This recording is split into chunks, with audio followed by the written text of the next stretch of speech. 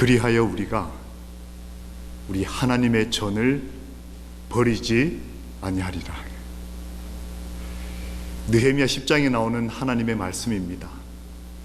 이 성경 말씀의 결심은 이스라엘 백성이 자신들의 고향으로부터 떠나서 정말 고생하며 살다가 황폐되고 무너진 성소로 다시 돌아왔을 때에 예전에 화려한 성전 같은 큰 그런 영광은 없었지만 현재 있는 그곳에서 세운 성전과 가정과 그런데 가족을 지키기 위해서 하나님께 기도하면서 울면서 그렇게 하나님께 드린 기도입니다. 하나님, 그래서 우리가 우리 하나님의 전을 버리지 않겠습니다. 이 하나님의 전이라고 하는 이 말씀 안에는 내 가족과 그리고 내 교회와 그리고 내가 이제까지 고향을 떠나서 그토록 어렵게 살았던 인생 전체를 포함하는 마음에 맺혀있는 하나님만 아시는 그 긴 인생의 기쁨과 좌절과 행복과 고통을 다 포함해서 하나님께 드린 기도입니다. 그리하여 인생 살아보니까 그리하여 우리가 우리 하나님의 성전을 버리지 아니하리라. 이번 일주일 동안 우리 하나님의 말씀을 한 구절 한 구절 펴면서 저는 어떤 주제 설교나 혹은 저의 사상이 혹시 포함된 설교보다는 성경에 기록된 하나님의 목적을 따라 한 인물 한 인물을 살펴보면서 하나님께서 오늘날 저희들에게 무엇을 권고하시고 경계하시는지를 살피고 주의 뜻 가운데 오늘 저희의 삶에 주님께서 말씀하시는 권고하심과 설교를 듣게 되기를 예수님의 이름으로 기도합니다. 하나님과 가까이 하기라고 하는 제목은 이사야 58장 2절에 마지막 시대에 하나님의 사람들에 대한 특징을 기록하면서 나온 성경절에 나온 표현을 제가 끊어서 제목으로 정한 것입니다.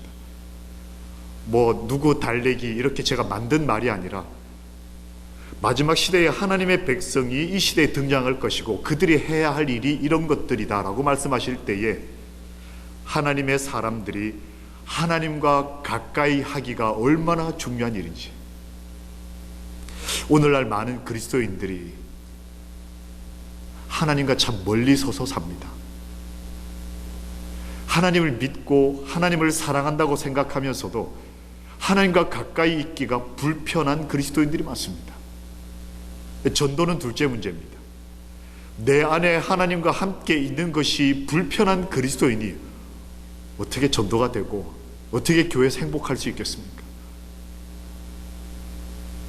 저는 일주일 동안 하나님과 가까이 하는 것이 정말 우리들에게 행복한 일이고 나의 연수에 상관없이 내 삶의 겉으로 후패함과 상관없이 우리 속을 날로 새롭게 하시는 하나님의 은혜가 하나님과 가까이 있기를 즐거워하도록 우리 삶을 변화시켜 주시기를 정말 간절히 기도하고 이 모임을 준비하였습니다.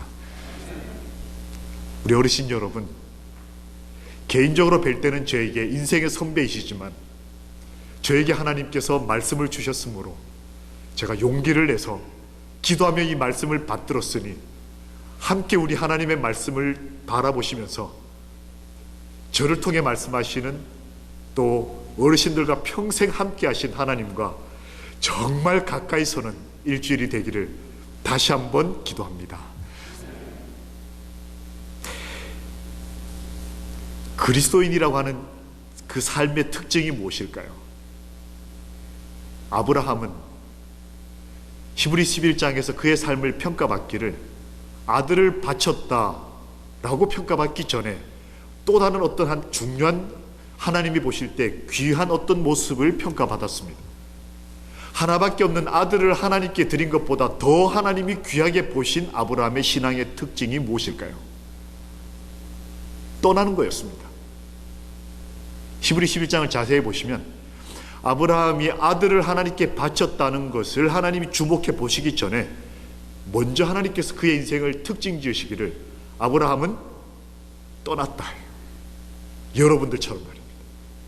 조국을 떠나고 모국을 떠나고 어떨 때는 가족을 떠나고, 어떨 때는 내가 사랑하는 친구와 이웃들을 신앙이란 이름으로 떠나야 할 때가 있는 것입니다.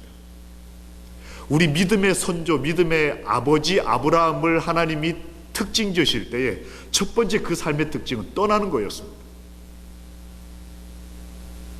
하나님의 부르심에 순종하는 것이었습니다. 여러분, 지난 일주일 혹은 평생에 내가 하나님을 처음 따라갈 때의 그 간절함과 충성에 비해서 오늘 하루 제가 삶을 살 때에 과연 나는 이 떠나는 삶의 특징을 여전히 가지고 있는가? 아니면 내가 30년, 40년 전에 조국을, 모국을 떠날 때는 정말 젊고 그리고 패기 넘치고 하나님한테 모든 걸 맡기고 내가 내 인생을 걸었는데 지금 좀 살만하고 자식들 자리 다 잡고 이제 뭘 내가 다시 새롭게. 아브라함이 여러분 떠날 때에 하나님이 보시기에 가장 그 인생의 특징적이었던 가장 소중한 특징인 떠날 때의 나이가 여러분 몇 살인지 기억나십니까? 7순이 넘고 8순을 내다보는 나이에 아브라함이 떠났습니다. 근데 부자 선지자의 자세히 보면 여러분 잘 아시는 대로 아브라함은 이미 떠나기 전에 그리스도인으로서 성실히 살던 사람이었습니다. 그래서 하나님께서 그에게 하나님의 사람이 되도록 인생의 또 다른 길을 시작하게 하셨습니다. 그런데 하나님의 부르심이 정말 중요한 것일까? 만약 이게 중요한 것이라면 여러분과 저는 이미 하늘에 갔어야 합니다. 왜냐하면 어르신들 신앙 50년, 60년 하시면서 떠나는 경험을 다 가지고 계시지 않습니까? 세상으로부터 떠나고 죄로부터 떠나고 하다못해 모국으로부터도 떠나시고 떠나는 것이 중요하긴 하지만 더 중요한 게 있습니다. 아브라함은 부르심에 순종하여 떠났지만 성경이 기록하기를 그 떠남 이후의 삶이 얼마나 중요한지를 그는 삶을 통해 보여줬습니다. 이 교회 들어오는 것도 중요한 일이지만 들어와서 어떻게 사느냐는 거예요.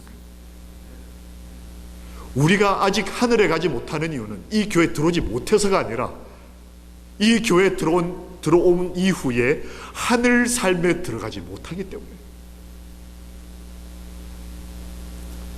왜 이게 중요한가를 저는 아브라함과 또 다른 한 인간의 삶을 비교하면서 한번 살펴보겠습니다.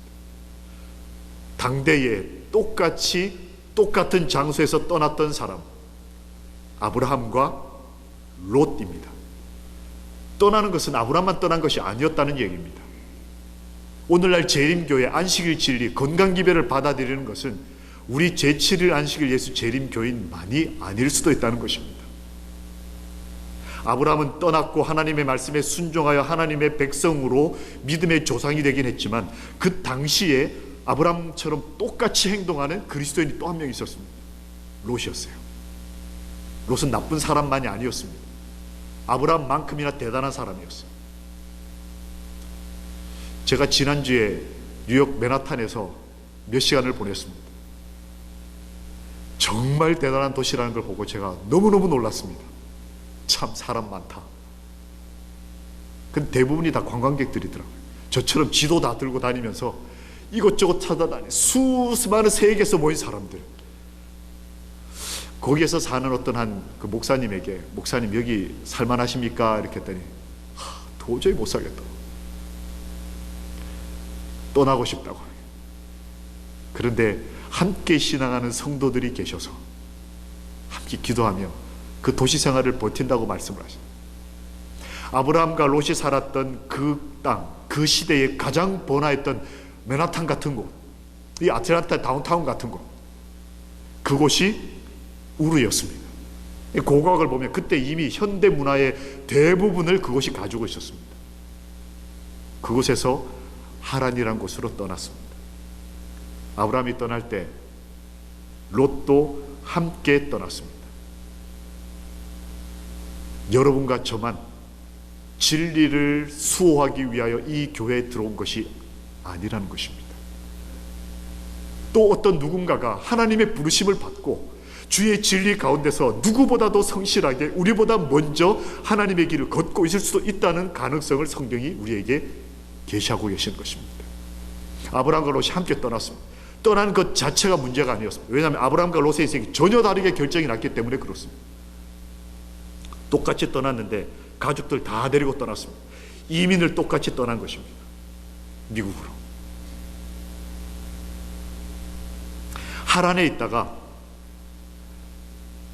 여러분 성경을 자세히 보시면 다 아시겠지만 우르에서 하란으로 떠날 때는 아브라함은 자기의 선택에서 떠난 것으로 기록되어 있지 않습니다. 그의 아버지가 떠났어요.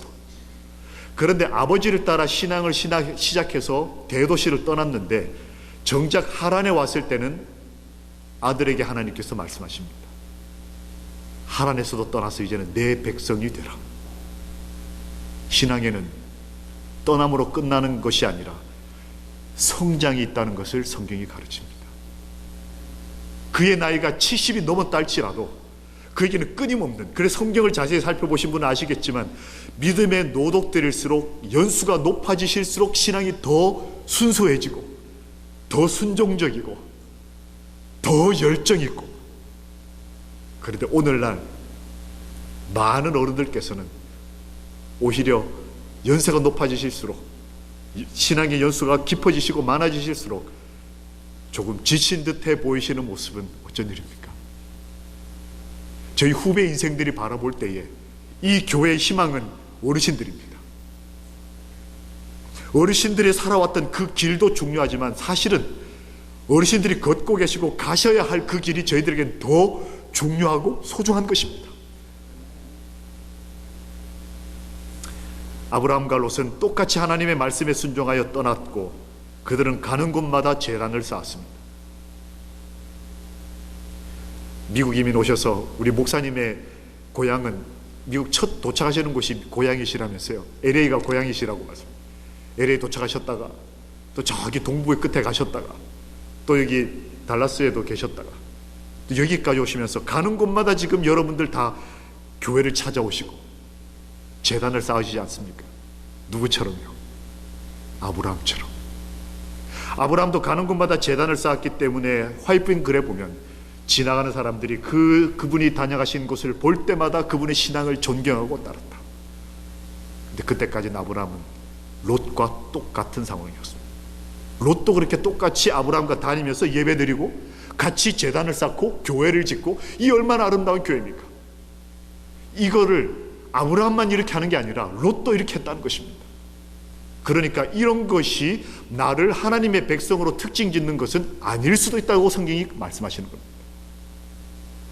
내가 고향을 떠나서 하나님을 선택하고 말씀에 순종하여 이 교회를 들어오고 LA에서 교회에 헌신하고 또 어디에 가서 교회를 짓고 지금 나이 70, 80 리타이어해서 이제 하나님 앞에 이 애틀란타 교회에서 헌신을 다하는데 롯 같은 사람도 그렇게 살았다는 것입니다.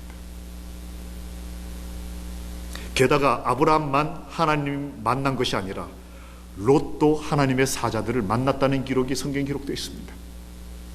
나만 하나님 만난 게 아니라 롯이라고 하는 나중에 전혀 다른 인생의 결과를 낳은 그 명목상 그리스도인도 하나님의 사자들을 만나는 경험을 평소 하면서 신앙생활을 했다는 얘기입니다. 그럼 이 두 사람을, 이런 공통점을 가진 사람을 차이 나게 만드는 다른 점들은 무엇이 있었을까요?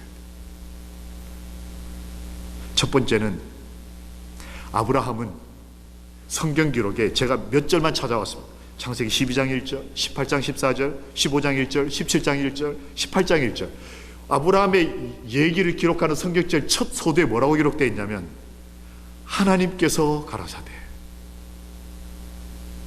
하나님과 대화하는 것이 그 인생의 특징이었다고 성경에 기록되어 있습니다. 아브라함의 인생을 기록할 때에 성경이 기록하기를 하나님께서 항상 아브라함에게 찾아와서 얘기하기를 좋아하는 그리스도인이었다.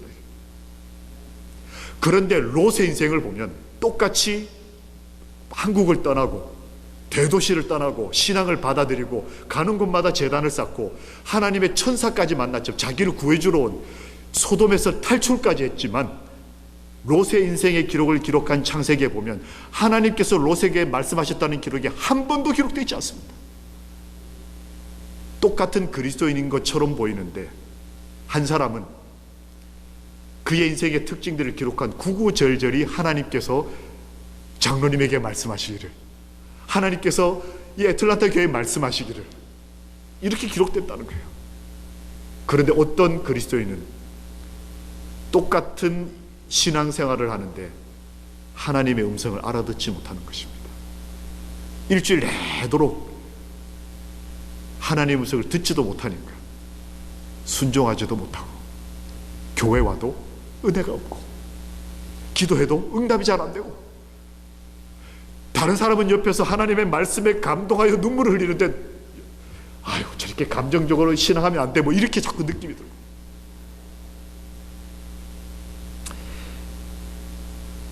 첫 번째 차이점, 아브라함의 인생은 하나님과 교제하는 것이 그 삶의 특징이었다.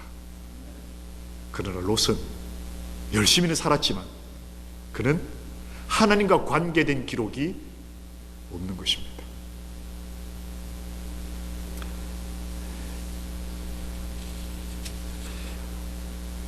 아브라함이 하나님께서 오셔서 아브라함아 부르셨을 때 대답을 이렇게 합니다. 영어 성경에는 here, 어떤 번역본에 here am I 이렇게 되어 있습니다. 히브리어로 히네라고 하는 말입니다. 근데 참 놀라운 것은 이것이 아들에게도 똑같이 얘기했습니다. 아들이 아버지여라고 부를 때, 그 모리아산으로 가면서 아버지여라고 부를 때 이 아버지가 그 고통과 번민 가운데 있으면서 아들에게 뭐라고 얘기를 하냐면 하나님께 얘기하는 그 편을 그대로 아들에게도 얘기합니다. 내가 여기 있습니다. 하나님과 관계가 깊었던 아브라함은 자기 아들에게도 똑같은 삶의 모습을 보입니다.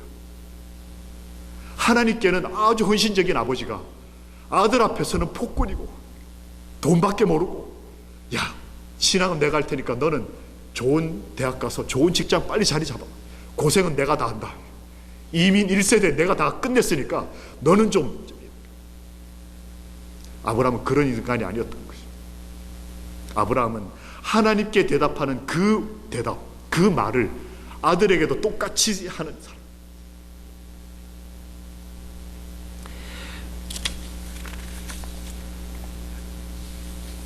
두 번째로 아브라함과 롯의 차이점은, 첫 번째, 아브라함이 하나님께서 찾아오셨을 때 웃었다라는 기록이 있습니다. 여러분 혹시 성경에서 그걸 보시면서 유념해서 보신 분 계십니까? 창세기 18장 1절과 17장 17절에 보면 하나님의 아들이 오셔서 대화를 나누시다가 너에게 아들이 있겠다고 하는 언약을 주셨을 때 아브라함이 웃었다라고 표현이 나옵니다. 근데 저는 이 표현이 너무너무 좋았습니다. 전 어릴 때 하나님이 무섭고 두려운 분으로 배우면서 컸거든요. 그런데 어떻게 감히 믿음의 조상, 아무리 믿음의 조상이고 그렇지만 하나님이 뭐라고 말씀을 하시는데 하나님 앞에서 웃었다, 이게 비웃었다는 뜻은 아닙니다. 원어상으로 보면 기쁘고 즐거운 아주 가까운 관계에 있는 사람끼리 웃을 수 있는 그런 웃음입니다. 성경상 하나님과 함께 웃으며 얘기할 수 있는 거의 유일한 사람이 아브라함이었습니다. 근데 롯도 똑같은 웃었다라는 표현으로 번역될 수 있는 단어가 쓰인 기록이 하나 나옵니다. 롯이 하나님의 천사를 만났을 때 소돔에 살면서 하나님의 천사가 롯에게 이 소돔이 멸망하니 너 빨리 도망하라고 했을 때 롯이 충격을 받고 경고를 받았습니다. 그리고 자기 딸들과 결혼한 사위들에게 쫓아갔습니다. 그리고 사위들에게 말하기를, 하나님의 사자들이 지금 나에게 와서 말씀하시기를 개혁하라, 회개하라 라고 하셨다, 빨리 떠나자 했을 때 사위들이 뭐 했다? 농담으로 알고 웃었다, 이렇게 되어 있어요. 두 그리스도인 가정에서 웃었다라는 기록이 두 번이 한 번씩 기록이 되어 있는데 아브라함은 누구하고 웃었다? 하나님과 함께. 아버지와 아들이 웃고 이렇게 함께 대화 나누는 것처럼, 야, 너 아들 낳을 거야. 아이고 아버지 하나님 고맙습니다. 근데 어떤 그리스도인은 너 이러면 죽어. 그 아들에게 가서 이렇게 하면 안 되는데 빨리 우리 믿음 가지자 그랬더니 아들 같은 사위가 말하기를 아이고 장인어른 농담하지 마십시오. 얼마나 장인어른이 평소 농담하길 좋아했으면 너 죽는다고 하는데도 농담으로 받아들여.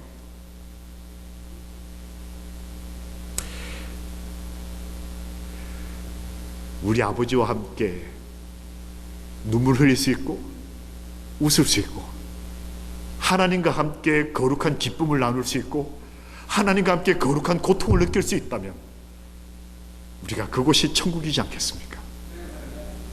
하나님께서 한 영혼을 위하여 피눈물을 흘리시는 걸 보고 고통할 줄 알아야 그리스도인이지 않겠습니까?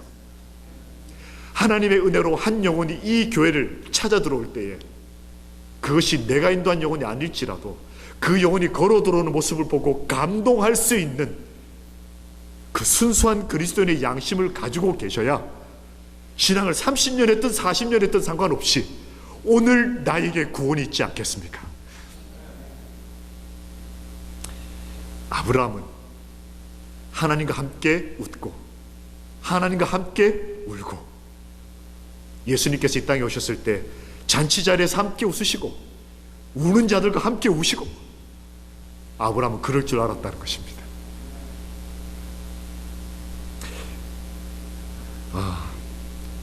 저는 어릴 때에 이곳이 정말 거룩한 곳으로 배우면서 컸습니다. 우리 어르신들 다 아시죠? 이 지성소. 그래서 이제 사실은 예수님의 십자가 그 승리 이후에 이 건물의 성소의 의미는 많이 사실은 바뀌었습니다. 우리 몸이 성전이고 여러 신학적 의미가 있겠지만, 근데 제 어릴 때는 이 단 위에 올라오는 것은 정말 어려운 일이었습니다. 어르신들 아마 다 기억하실 겁니다. 심지어 어떤 얘기까지 있었냐면 어린아이들이 여기 와서 놀면 어르신들이 쟤는 오래 못 산다. 여기 와서 이렇게 까불거리면 쟤는 오래 못 산다 이런 얘기까지 저는 어릴 때 들었기 때문에, 게다가 이제 목사들이니까 교회에서 바라보는 이곳은 대단히 엄한 곳이었어요.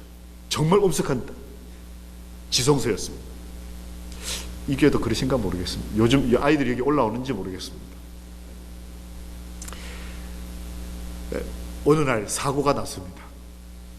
저희 아버님께서 이제 설교를 하시기 위해서 안식일 날 대예배 시간에 이제 다 단에 올라가시고, 특히 그 교회에 나이가 70이 넘으신 아주 노 할머니 집사님이 한 분 계셨습니다. 우리 예수님 오셨을 때 안나처럼 말입니다. 근데 이분이 좀 엄하세요.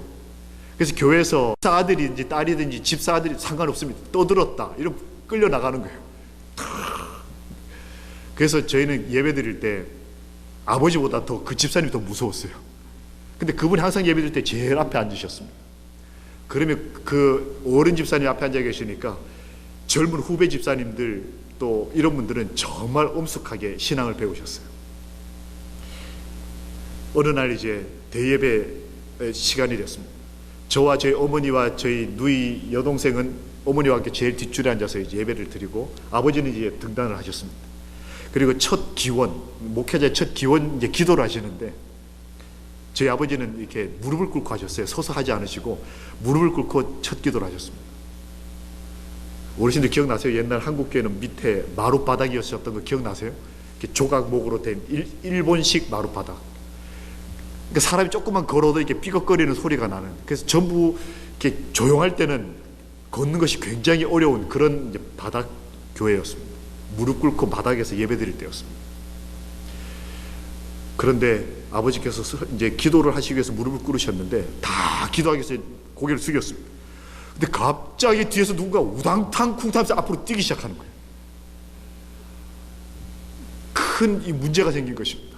근데 저는 이제 아무리 목사들이라도 너무 궁금한 거예요. 그게 그때 한 대여섯 살 정도밖에 안 됐습니다. 눈을 탁 뜨고 엄마한테 안 들키게 이제 눈을 뜨고 딱 봤어요. 그랬더니 저희 누나가 뛰어나가는 거예요. 목사 딸이 목사님이 설교하는 대예배 시간에 뛰어나가는데 어디로 나가냐면 설교단으로 뛰어나가는 것입니다. 교인들이 탁 이렇게 눈을 뜨고 보니까 목사 딸이 아니었으면 아마 누군가가 막아섰을 겁니다. 근데 목사 딸이 뛰어나가는 거예요. 뭐 순식간에 다 기도하기 위해서 고개 숙이고 있는 순간에 뛰어나갔으니까 누구도 이거 무슨 생각, 그 할머니 집사님조차도 제지를 못했어요. 후당탕. 저는 너무 좋았습니다. 저 누나 오늘 죽었다. 집에 가면 진짜 혼날 거다. 제 입장에서는 누나 혼나는 게 항상 즐거운 일이었거든요. 그런데 누나가 뛰어 올라가는데 저희 어머니는 사색이 되시는 거예요. 아, 큰일 났다. 오늘 이 예배가 방해를 받고 이거 어떻게 하면 좋을까 이거. 저희 아버지도 너무너무 당황하셨어요. 일어나시지도 못하고 그렇다고 기도를 시작도 못하시고 있는데 무릎을 꿇고 있으니까 이 마이크를 이렇게 다 들을 수 있게 밑에다 이렇게 하나 내려놨었습니다. 그러니까 얘기가 다 들려요. 저희 누나가 막 뛰어올라서 설교단까지 기어 올라갔습니다. 그때 당시 이제 평가에 의하면 이제 오래 살지 못하는 범죄를 지금 하고 있는 거예요. 탁 올라갔습니다. 그리고는 저희 아버지한테 귓속말로, 근데 마이크로 이게 다 들리는 거예요. 저희 전부한테. 귓속말로 아빠 나 왔어. 나 왔다 이거예요. 저희 아버지가 얼마나 당황하셨겠어요. 근데 저희 누나는 너무 진지한 것입니다. 나를 사랑하는 아버지, 내가 만나고 싶은 아버지, 예배드리다 갑자기 아버지에게 한번 안기고 싶은 충동이 일어난 것입니다. 그래서 항상 나에게 친절하고 사랑을 주시고 나를 은혜로 덮어주셨던 그 아버지에게 나가는데 사람들의 법이 중요한 게 아니었어요. 사실 그 이해도 잘 못했고요. 저희들은 우당탕 쿵탕 뛰어나가는 유일하게 바라보는 것이 나를 사랑하는 아버지였어요. 뒤에서 자기 남동생이 너 죽었어 이러고 웃던 거 상관없습니다. 뛰어나가더니 아빠 나 왔어. 그 다음 아버지의 그 말씀을 제가 잊어버릴 수가 없습니다. 제가 어린 나이였지만 저희 아버지가 이제 나왔어, 이제 딸이 이제 그렇게 얘기하고 교인들은 다 목사님의 반응을 지금 쳐다보고 있고 앞에 있는 할머니 집사님 눈이 막 부리부리하고, 제 아버지가 마이크가 있는 거 상관도 안 하시고 가만히 계시다가 뭐라고 그러셨냐면, 그래 잘 왔다, 사랑한다. 저는 어렸기 때문에 아버지가 나를 사랑한다 이 말이 얼마나 가슴이 깊이 와, 이 느낌이 별로 없었습니다. 근데 기억이 나는 것은 그 이후로 예배가 진행이 안 됐어요. 앞에 계시는 집사님부터 한 분, 두 분 어깨가 들썩들썩 하더니 다 그냥 예배 드리다 말고 다 우시는 거예요. 한 죄인이 인간이 만들어 놓은 이 벽, 그 사실 성경도 예언시에도 나오지 않는 얘기들입니다. 그 다음에 우리가 드리는 그 어떨 때는 가식적이고 마음에 기쁨이 없으면서도 예배 드리는 그 엄숙함, 물론 하나님께 그렇게 예배 드려야 합니다. 그러지 말자는 얘기가 아닙니다. 그런 어떤 우리의 위선적이고 준비되지 않고 가식적인 예배를 뚫고 지나간 한 어린아이가 아빠 나왔다니까요. 저희 누나에게는 하나님의 사랑이 그것으로 충분했던 것입니다. 아브라함에게 있어서 하나님은 위대하신 창조주이기도 하시지만 그의 인생의 늙음하게 아들을 주시겠다고 말씀하시는 인정 많고 너그러운 할아버지기도 하셨습니다. 내 아들의 할아버지. 그래서 그가 언약을 주실 때 불가능해 보였지만 웃으면서 대화할 수 있을 만큼 아브라함은 하나님 아버지를 좋아했습니다. 이 하나님이 여러분과 저를 재림의 소망으로 들뜨게 하시고 행복하게 하시고 지금까지 믿음 가운데 살도록 허락하셨지 않습니까? 그래서 지금까지 버텨오셨지 않습니까? 어르신 여러분, 인생을 붙들어 오셨지 않습니까? 그 하나님, 그 참 좋으신 하나님. 롯은 그걸 이해를 못했습니다. 그저 농담하며 즐겁게 사는 것은 그의 인생이었지만 정작 하나님하고는 그런 인생을, 관계를 가지지 못한 참 불쌍한 그리스도입니다. 아브라함과 이 롯의 또 다른 어떤 차이점이 있었습니다. 아브라함은 양보와 대접의 삶을 살았습니다. 그의 그리스도인으로서의 삶에 선교했다는 기록이 하나도 없습니다. 여러분 한번 아브라함의 삶을 자세히 보시면 그의 선교의 진정한 가치는 그가 하나님 앞에 가장 정직한 삶을 살 때 그것 자체가 선교가 됐습니다. 그 삶은 엉망이면서 밖에 나가서 아무리 전도한들, 아무리 많은 사람을 교회에 인도한들 내 삶이 그리스도인답지 않은데 그것이 어떻게 선교가 되겠습니까? 오히려 사람들이 돌아서 너무 실망해서 아유, 저 사람이 밖에서 나에게 전도할 땐 참 착하고 좋은 분이었는데 와서 보니까 싸움도 하고 뭐 먹는데 맛있는 거 있으면 하나 덮어가지고 하고 뭐 이렇게 되면 말이에요. 아브라함은 하나님과의 교제와 관계된 삶의 성경 기록을 빼고 나면 그의 삶은 대부분 다른 사람에게 양보하는 생활, 다른 사람을 대접한 생활, 이런 것들로 사실 아브라함의 삶이 대부분 다 기록되어 있습니다. 그게 이방인들이 볼 때에, 또 믿음의 후배들이 볼 때 믿음의 조상이라고 부른 사람의 평범한 그리스도인으로서의 삶이었습니다. 여러분, 이 조지아 연합교회의 성도들의 삶의 특징이 무엇입니까? 양보하는 것, 그리고 대접하는 것. 아브라함이 그렇게 살았다는 얘기입니다. 그런데 롯은 똑같이 떠나고 똑같이 이 진리 안에서 예배를 드리고 그의 삶이 그렇게 아브라함과 비슷하게 걸었지만 롯의 삶에는 양보했다는 기록이 어디도 기록되어 있지 않습니다. 항상 좋은 거를 자기가 먼저 이렇게. 롯이 바라보니 소돔과 그쪽에는 물이 많고 너무나 기름진 땅이에요. 그래서 인생 선배인 형님이 아니죠. 그 조카였으니까, 네, 그 인생의 윗 어른이 선택하라면 한국 사람 같으면 어른께서 먼저 하시죠 이렇게 했을 텐데 요즘 젊은이들처럼 참 버릇없고 참 자기밖에 모르고 롯이 그랬다는 겁니다.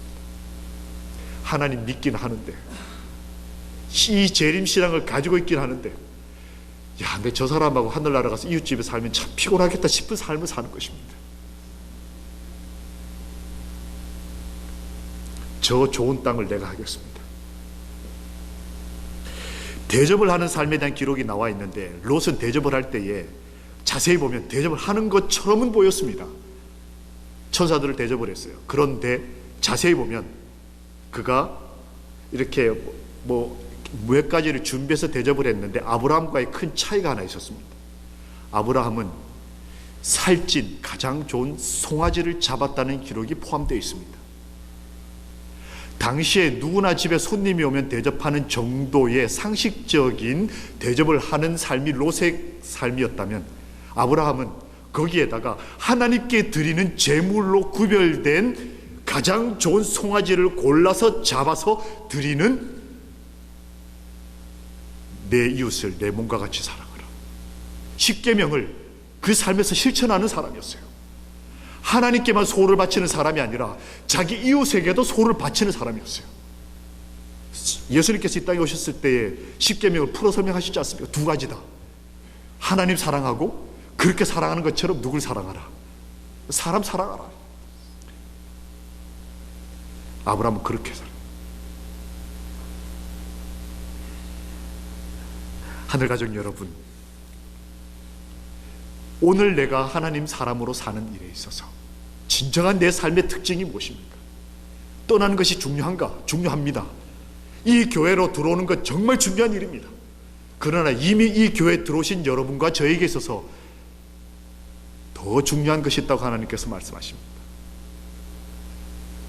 첫사랑을 회복함과 동시에 그 좁은 길을 계속해서 걸을 수 있는 믿음의 용기와 오래 참는 사랑의 성령의 열매를 맺는 것도 얼마나 소중한지를 하나님께서 말씀하시는 것입니다.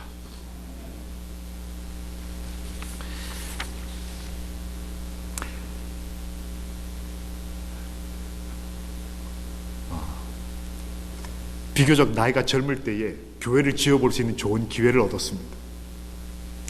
아버지께서 교회를 짓는 것을 여러 번 본 적이 있습니다. 그래서 아들 목사로서 나도 교회를 지어본다, 이거 굉장히 큰 축복이라고 생각을 했습니다. 그래서 정말 말씀대로 지어보겠다고 결심을 했어요. 그리고 성도들에게, 특별히 재직들께, 저희 교회는 뭐 얼마 안 됐습니다. 뭐 한 40명밖에 안 되는 처음에 작은 교회를 담임을 갔습니다. 성경과 예언의 신의 건축과 관련된 모든 말씀을 찾아오십시오. 그래서 말씀에 기록된 대로 하나님의 성전을 지으면 좋겠습니다. 그래서 이제 연초에 재직 헌신을 하시지 않습니까? 재직들께서 숙제를 내드렸어요. 다 찾아오셨습니다.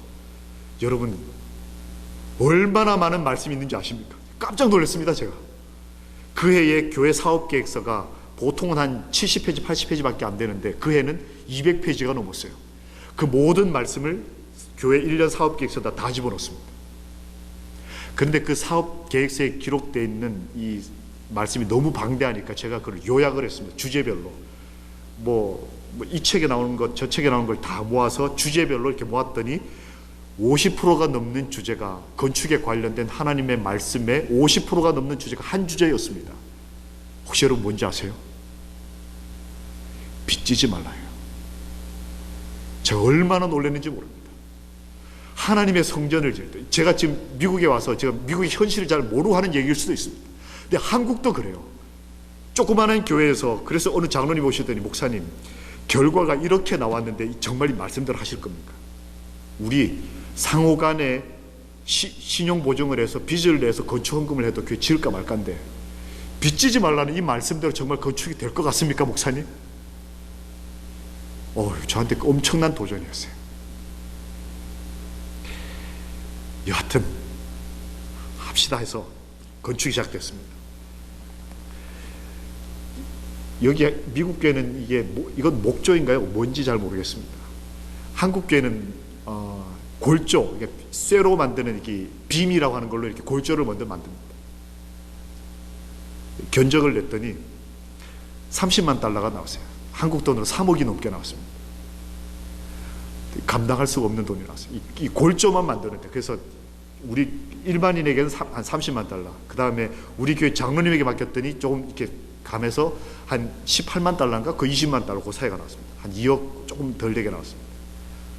근데 그것도 감당이 안 되는 겁니다. 저희들이 기도를 했어요. 하나님, 골조 만드는데 돈이 이렇게 드는데 어떻게 하면 좋겠습니까? 기도를 하는데 저희 교회에 참 가난한 집사님 4분이 계셨어요. 이분은 고아입니다. 남자분이. 어릴 때 부모들께서 버렸습니다. 그래서 부모를 모르고 고아로 버려진 채로 생활하다가 어느 날 어느 한 집에 들어가서 철공소에 들어가서 밥을 좀 얻어먹었는데 그 철공소 사장님이 불쌍히 여겨서 거두어준, 근데 그 철공소 사장님이 저희 교회 장로님이셨어요. 밥을 빌어먹은 집이 저희 교회 장로님이셨어요. 이 장로님이 이 고아가 너무 불쌍해서 거두어서는 철공소 기술을 가르쳤습니다. 초등학교도 나오지 못했어요. 그리고 그러다 보니까 한국의 사회에서 요즘 사회에 교육받지 못하면 어렵습니다. 아내도 그러다 보니까 그 남집사님과 비슷한 조건에 있는 분하고 만나서 두 분이 정말 어렵게 철공소에서 이렇게 참 가난하게 이렇게 사시는 분이었어요. 근데 이분들이 저희 교회 이제 그 상황을 이렇게 보더니 저를 찾아오셨습니다. 목사님, 제가 한번 해보겠습니다. 뭘요, 집사님? 그랬더니 제가 이 교회에서 할 수 있는 일이 없습니다. 그런데 이 교회 이 뼈대를 하는 이 골조, 이거는 내가 지금 한 20년을 해온 평생 이 직업으로 삼고 살아온 사람인데 이거를 내가 한번 해보겠습니다 라고 얘기를 했어요. 견적을 뽑아왔는데 6천만 원, 6만 달러, 30만 달러짜리를 6만 달러의 견적을 가져온 거예요. 제가 의심이 돼서 이걸 어떻게 하냐 했더니 인건비 다 빼고 이익 다 빼고 자재값만 딱 받은 게 6만 달러였습니다. 그리고 제가, 이분은 여름에 한철 벌어먹고 겨울엔 일이 없으니까, 왜냐하면 추울 때는 이걸 하지 못합니다. 쇠가 얼기 때문에 미끄러지면 큰일 나니까 50m, 60m 위에서 위험하니까 겨울에는 일이 없고 여름에 한철 일해서 1년을 먹고 사는 분인데, 이분이 저희 건축이 4월 달에 시작돼서 12월에 마쳤어요. 1년 벌이를 하나도 하지 않고 자재를 끊어다가 한 6개월 동안을 쏟아붓는 것입니다.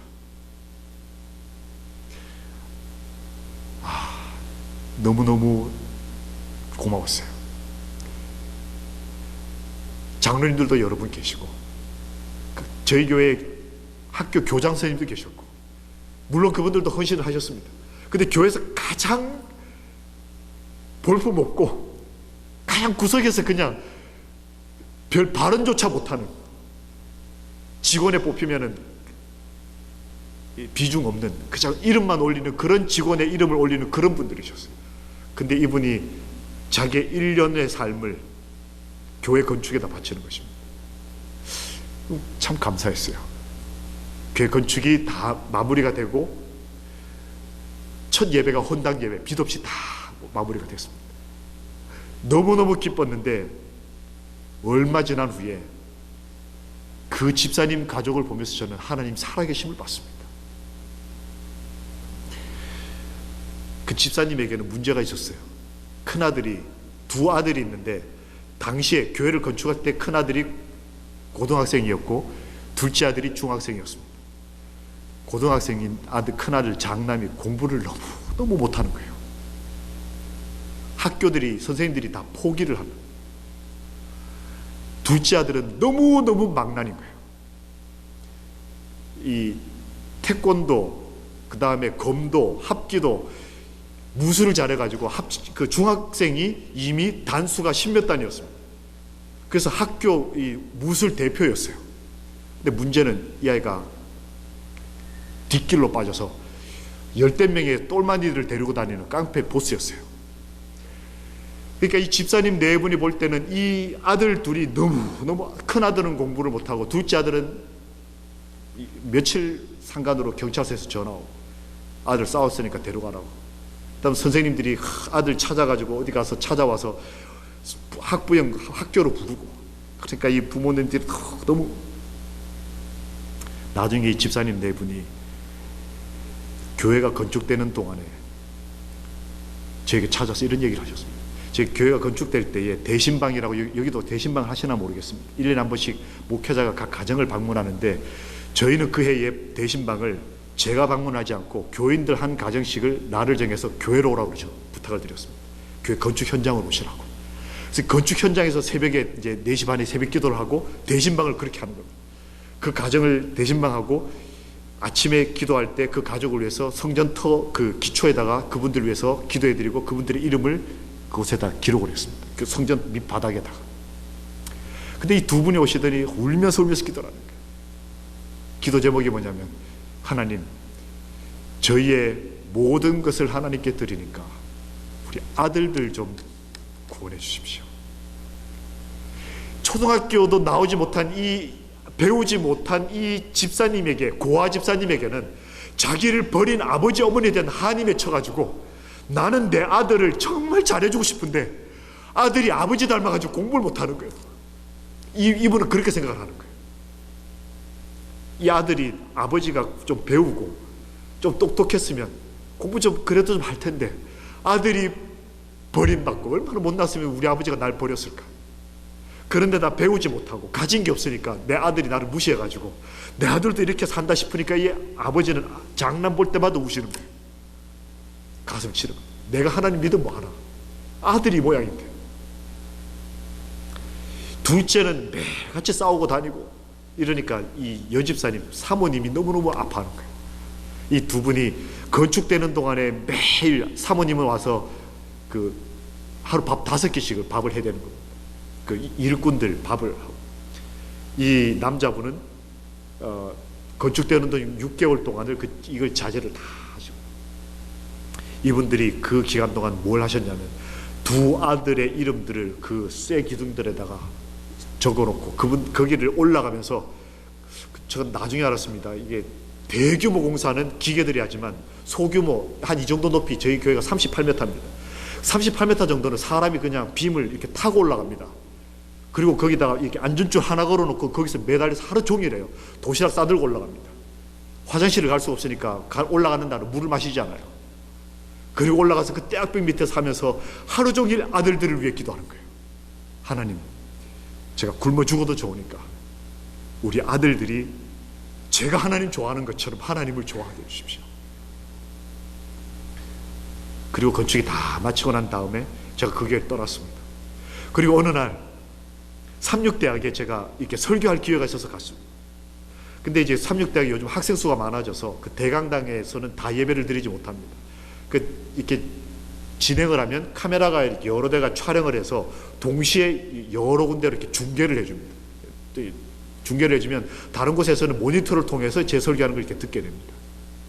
제가 이제 너무 큰 집회였기 때문에, 기도주일이라고 합니다. 집회였기 때문에 너무 긴장이 되고 어려워서 아침에 미리 가서 이제 연습을 하는 것입니다. 연습을 하는데 특별히 카메라 워크라고 해서 이제 카메라를 어떻게 이제 제가 바라보느냐, 이 아이 컨택을 어떻게 하느냐가 굉장히 중요합니다.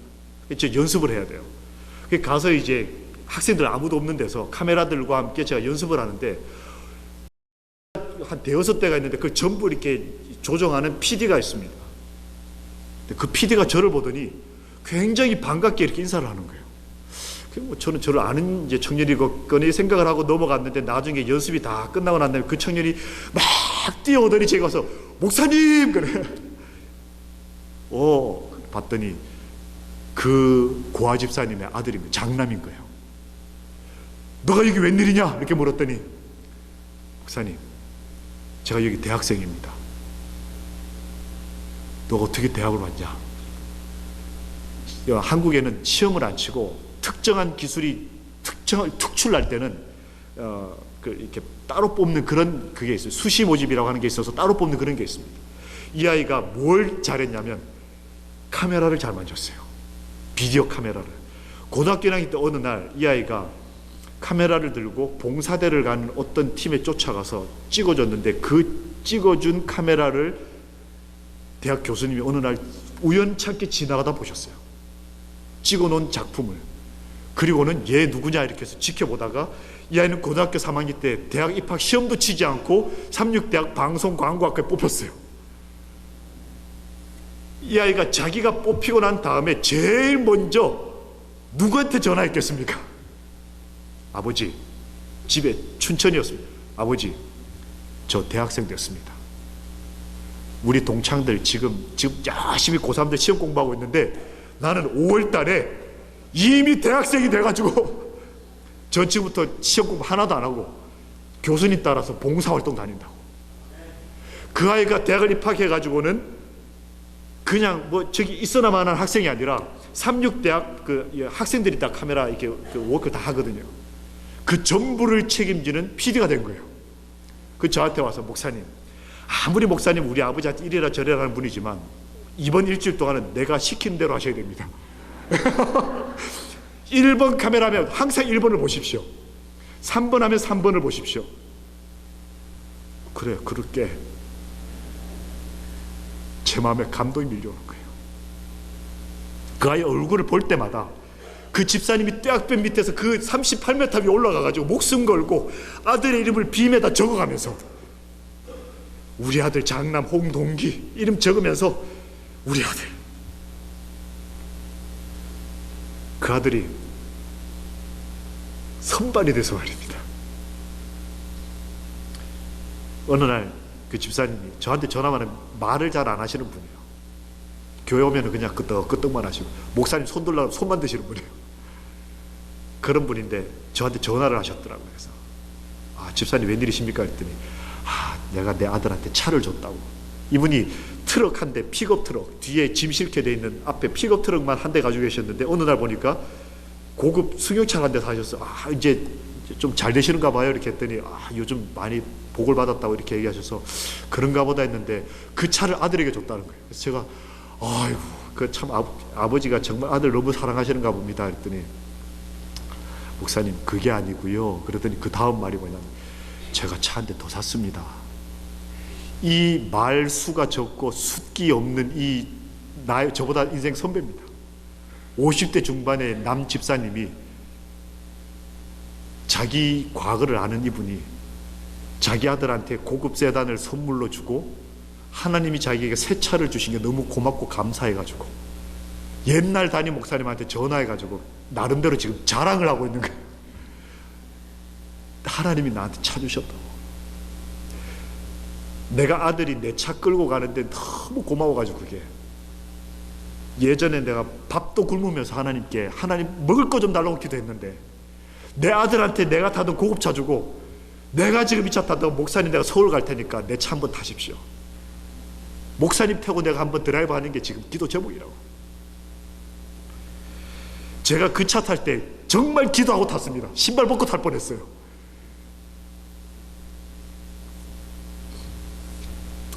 얼마 후에 제가 보건대학에서 근무를 할 때였습니다.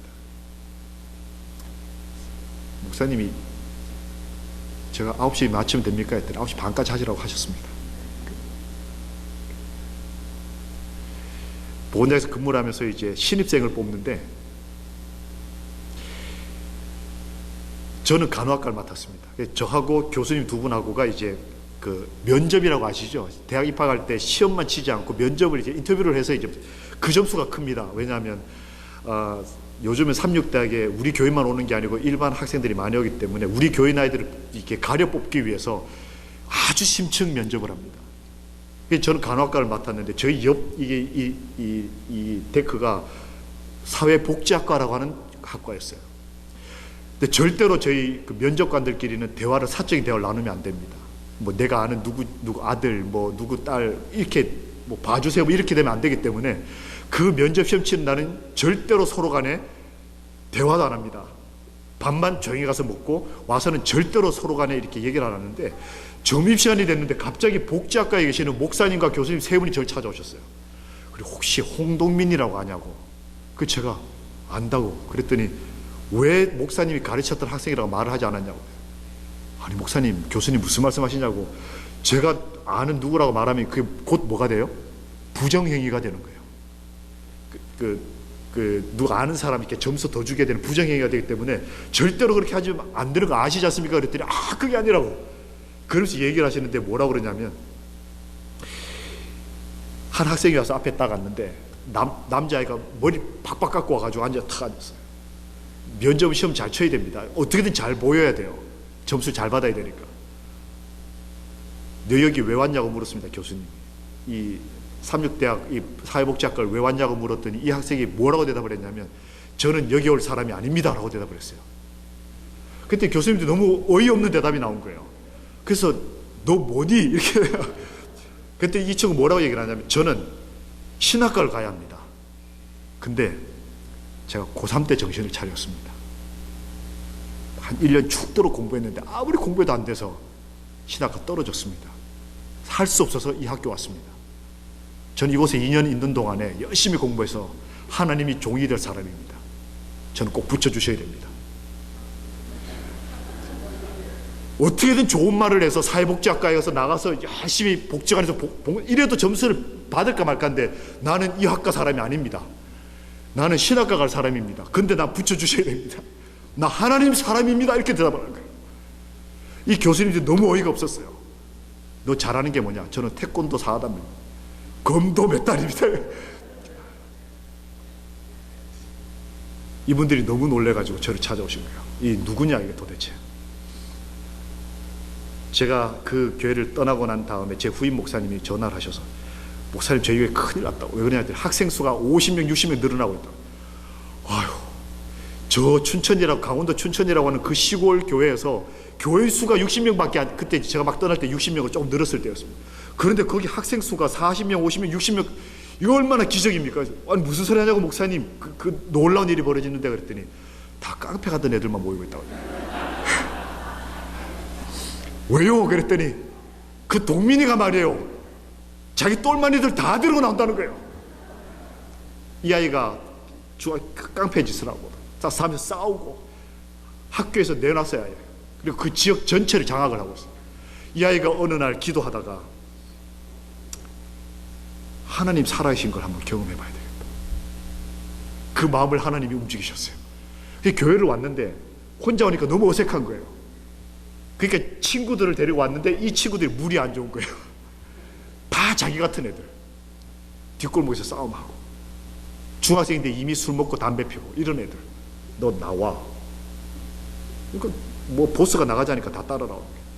그런 애들이 나오니까 착실하고 공부 잘하고 예쁜 이런 애들이 교회를 겁이 나서 못 나오는 거예요. 그 담임 목사님 너무 걱정이 됐어요. 얘를 어떻게 할까요? 학생 숫자는 많이 늘어났는데 교회 색깔이 너무 아시로 오후 되면 이게 완전히 진짜 깡패들만 와우. 그런데 이 아이가 자기 같은 아이들을 가르치면서 자기 안에 하나님의 은혜가 있다는 걸 발견했어요. 그런데 그것이 자기가 지금 서 있는 이 자리에, 그 기초에 자기 아버지와 어머니가 눈물로 자기를 위해 기도했다는 것에 하나님의 응답이라는 걸 이 아이가 깨달았어요. 내 은혜가, 내 능력이 아니라 이 교회가 지어질 때에 내 아버지 어머니가 이 미국 땅에 이민 와서 나를 이 좋은 대학을 보내고 나를 변호사 만들고 나를 이렇게 좋은 집에 살게 하기 위해서는 내 아버지 어머님의 피눈물 나는 30년 40년 있었다는 것을 우리 후손들이 깨달을 수만 있다면, 어르신들의 눈물과 기도가 이 벽 구석구석마다 기록되어 있다는 것을 우리 자식들이 알 때가 분명히 올 것을 저는 믿습니다. 이 젊은이가 그걸 깨달았어요. 그리고 자기처럼 무너져 사는 아이들을 한 놈씩 한 놈씩 하나님 사람으로 물에 집어넣으니까 이 너무 즐거운 일이에요. 너무 행복한 일이에요. 여러분 잘 아시다시피 악한 아이들이 변화되는 속도가 그럭저럭 사는 애들 변화되는 속도보다 훨씬 빠릅니다. 얘네들이 변화돼 가는데 교회가 분위기가 확 바뀌는 것입니다. 어른들이 충격을 받기 시작했어요. 이 아이들이 말씀대로 살겠다고 다 말씀을 들이미는 겁니다. 화요일적인 학생들이 막 20명 30명씩 교회를 나오는 거예요. 어른들이 교회를 안 나오시다가 야, 안 되겠다, 쟤네들이 이 교회를 우리도 나가자. 그래서 제가 떠나고 다음 해에 춘천의 그 선교 역사상 교회가 춘천에 한 4개 정도가 있었는데 가장 많은 침례자가 그 가장 작았던 교회에서 나왔습니다. 1년에 약 30명이 넘는 침례자가 나왔어요. 근데 그 침례자들 대부분이 다 누구냐면 이 학생들, 말씀대로 살고자 하는 이 학생들과 그 학생들의 감화를 받은 집사님, 장로님들에 의해서, 변화된 사람들에 의해서. 이 아이가 그 대학에 교수님들과 목사님 3분이 저에게 묻고 난 다음에 나중에 대학에 붙었더라고요. 고3 때부터 공부 시작해서 대학 붙은 기적을 일으킨 거예요. 그래서 제가 아무리 전문대지만 제가 그 부모님한테 너무너무 기뻐 축하한다고 그랬습니다. 나중에 알고 봤더니 면접을, 세 면접관이 다 100점을 주셨어요.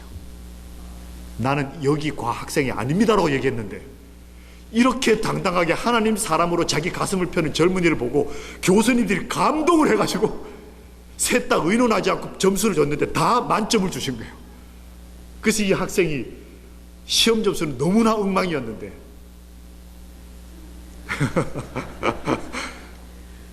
그리고 이 입학식에 와서 그때 제가 거기 교목이었거든요. 목사님, 저 대학생입니다. 저는 그 두 형제가 저 대학생입니다라고 말하는 것이 얼마나 뼈 깊은 얘기인 줄 알아요. 그 부모가 무학이거든요. 그리고 그 자식들이 그 부모의 배우지 못해서 받은 서름을 알기 때문에 자식들이 부모를 무시하고 살았거든요. 난 아버지처럼 안 산다 이렇게. 그런데 그 아이들이 나 대학생입니다. 근데 이거 다 우리 아버지 때문에 내가 대학을 왔다. 그 어머니는 남이 버린 옷 주워다가 아들들 입혔어요. 그 아들들 입고 남은 걸 저희 아이들에게도 물려줬습니다. 저희 아이가 입는 나이키 뭐 이런 옷은 다 남들이 입고 버린 거를 그 형제들이 입고 걔네들이 우리한테 물려줬어요. 근데 저는 그 옷을 주는 게 너무 좋았어요. 이 옷은 그냥 옷이 아니다. 아브라함의 제단에서 예배를 드리던 이삭과 야곱이 이건 그냥 제단이 아닌 것입니다. 조지아 연합교회는 제가 이 영상 인터넷에서 이 사진을 봤습니다. 사진으로 볼 때의 모습이 전부가 아니라 제가 오늘 목사님께서 이 교회 구석구석을 보여주시는데 눈물이 핑 돌았어요. 얼마나 교회가 아름답고 깨끗하고 얼마나 잘 준비되어 있는지, 이렇게까지 교회를 지키기 위해서 어른들이 얼마나 고생했을지. 시끄러운 소리도 났을 테고, 큰 헌금이 필요했을 때도 있었을 테고, 헌신이 필요했을 때도 있었을 테고, 어떨 땐 가정이 무너지고 깨어지는 시험이 있었을 테고, 그럼에도 불구하고 이 교회를 여기까지 지키시고 주의 제 이름을 맞이하기 위해서 신앙을 지키는 것이 얼마나 하나님 앞에 귀한 예배였겠습니까? 아브라함이 그랬다는 것입니다. 떠나는 것, 이 세상을 떠나 이 재림교회에 들어오는 것도 정말 중요한 일이지만, 정말 중요한 일은 그 다음의 삶, 이 하나님의 사람으로서 살아가는 이 삶이 얼마나 소중한지를 하나님께서는 우리 믿음의 조상 아브라함을 통해서 말씀하시는 것입니다. 그 아이가 얼마 전에 군에 갔습니다. 그 막내, 싸움 잘하는 애. 제가 갈 때 이렇게 얘기했습니다. 저는 이제 청소년부장이자 군 봉사부장입니다. 그 군대 가는 애들 안식일 문제 해결해 주는 부장이었습니다. 너 갈 때 절대로 태권도 한다는 얘기 하지 마라. 그럼 넌 바로 특수부대 자출이다. 여러분 아시죠? 신병 딱 들어갔을 때 단 있는 애들은 특수부대로 다 빠집니다. 해병대, 공수부대 이런 데 다 빠집니다. 넌 가면 무조건 바보처럼 행동해라. 아무것도 못한다고 해라. 총도 잘 쏜다, 그냥 아무것도 못한다. 그래야 제일 밑에 소총수, 일빵빵, 그래야 안식일을 지킬 수 있다. 그랬더니 얘가 가가지고 무조건 아무것도 못한다 그래. 그랬더니 이 아이가 가고 가서 간 데가 어디냐면, 연락이 있다고 하는데, 목사님, 제가 다 못한다고 했는데 하나님께서 저를 어디 보낸지 아세요? 연락이 왔는데, 어디로 갔냐? 부산 군수기지창. 그 많은 청년들이 가고 싶어하는 편한 보직, 거기에서도 부대장 운전병. 야, 너의 아버지가 별도 아니고 대통령도 아니고, 너의 아버지는 쇠밥 먹고 사는, 하루 종일 이렇게, 여러분 기억나세요? 마스크 쓰고 땜질하는 거. 그거 하고 나면 이 열 독이 올라서 얼굴이 볼갛게 문둥병자처럼 이렇게 됩니다. 그래가지고 교회 오셔가지고 눈이 잘 안 보여가지고 눈물을 계속 흘리세요. 이 열을 하루 종일 받기 때문에. 성경이 잘 안 보여가지고 성경 이렇게 봅니다. 그렇게 고생하면서 산 그 아버지의 아들이지만 누구보다도 좋은 부대가 첫 안식일부터, 목사님 저 교회 나왔습니다. 2등병부터 교회. 한국에서 이 재림 청년이 안식을 지키는 것이 보통 문제 아닙니다. 더 놀라운 것은 얼마 전에 전화가 오기를, 바로 몇 개월 전에, 목사님 저 신학과 붙었습니다.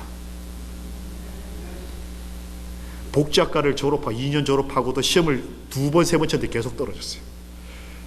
신학과 교수님들이 이 청년을 이제 기억을 합니다.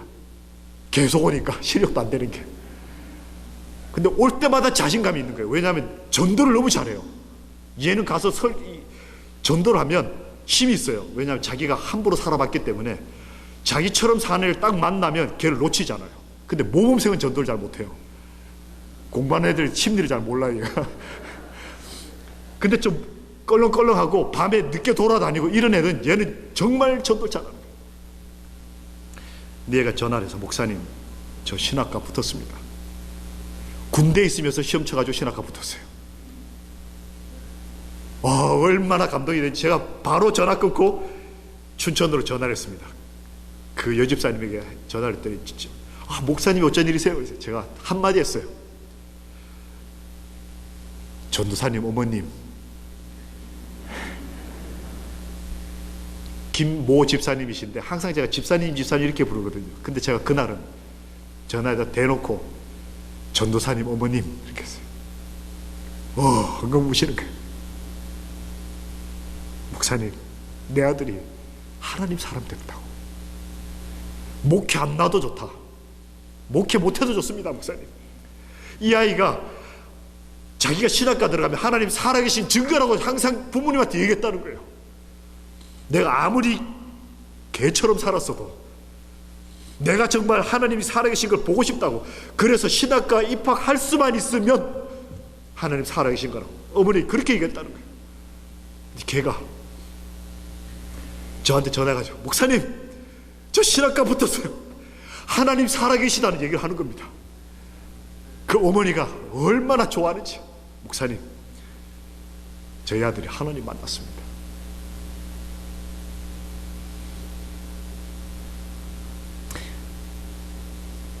하늘가족 여러분, 우리의 진정한 행복이 무엇이고 우리가 정말 하늘가족으로 사는 것이 무엇이고 내가 정말 이 거친 땅을 떠나서 이 고생하며 이 재림교인으로 살아가는 그 진정한 의미가 무엇입니까? 무슨 영화를 누리겠다고 제가 여기서 이렇게 끈덕지게 살겠습니까? 우리는 재림을 기다리는, 우리 예수님을 만나고 싶은 하나님의 사람들이시지 않습니까? 내가 그리하여 내 하나님의 전을 버리지 아니하리라. 이 전에 내 인생과 내 자식들의 인생이 있는 것입니다.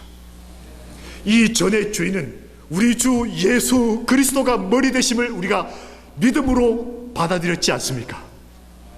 그러므로 하늘가족 여러분, 이 소중한 여름나절에 우리가 하나님의 전에 찾아와 우리 믿음의 선배 아브라함처럼 내 인생을 붙들어 오신 그 하나님, 내 인생을 이제까지 버티도록 힘주셨던 그 아버지 안에서 마음껏 행복하시고 떠나온 과거에 만족하는 것이 아니라 지금 내 이 전 안에서의 내 삶에 하나님과 동행하는 그 거룩한 기쁨에 내 자식들이 나에게 매일매일 내가 하나님을 만났다고 고백하는 그 감당할 수 없는 행복한 증언을 가진 그리스도인 아버지 어머니, 내 아들의 모습에서 내 딸의 삶에서 하나님의 손길이 느껴지고,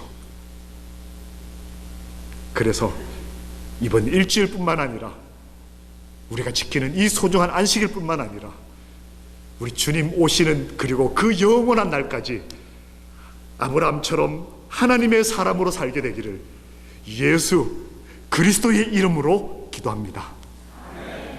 아멘. 살아계신 하나님, 저희들의 삶을 하나님의 이름으로 불리우도록 허락하여 주시고 참된 그리스도인의 소망을 가지고 재림인으로 살아갈 수 있도록 우리 삶에 믿음과 사랑을 주심을 생명을 다하여 감사드립니다. 이 저녁에 저희를 구원하셨사오니 저희가 떠나온 삶에 대한 만족으로 우리의 삶을 포기하지 않도록 믿음의 용기를 더하여 주시고 매일매일 새롭게 아브라함처럼 또한 믿음의 조상들처럼 저희도 하나님의 사람으로 변화되어 갈 수 있도록 저희를 주의 손으로 변화시켜 주시옵소서. 저희와 저희의 가족들을 하나님께 의탁합니다. 주님 재림하시는 날까지 하나님과 더불어 사귀어 살며 하나님 안에서의 거룩한 기쁨으로 감동하며 하나님 안에 있기 때문에 이 땅의 고통과 과거의 아픈 기억까지라도 이겨낼 수 있도록 믿음의 용기를 더하여 주시옵소서. 이 저녁에 저희를 하나님의 전으로 이끄신 주의 은혜를 감사드리며 이 전을 버리지 않겠다는 마음으로 다시 이 전을 떠날 때까지라도 우리 주님 모시고 가정 성소로 돌아갈 수 있도록 우리와 동행하여 주시옵소서. 아멘. 사랑하는 주님, 보고 싶은 예수님의 이름으로 기도합니다. 아멘.